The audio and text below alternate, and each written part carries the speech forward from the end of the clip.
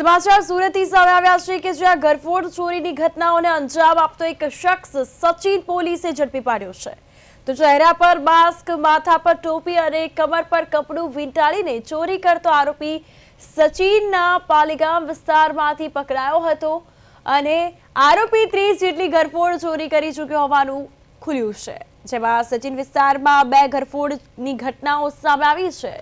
Industrial વિસ્તારમાં ઘરફોડ ચોરી કર્યા બાદ આરોપી ફરાર થઈ ગયો હતો। રોકડા રૂપિયાની ચોરીની ઘટનાના સીસીટીવી ફૂટેજ સામે આવતા પોલીસને મહત્વના પુરાવા મળ્યા હતા। સીસીટીવીમાં સમગ્ર ઘટના કેદ થઈ હતી। આરોપીની ધરપકડથી પોલીસ ચોપડે નોંધાયેલા 2 ગુનાઓ ઉકેલાયા છે।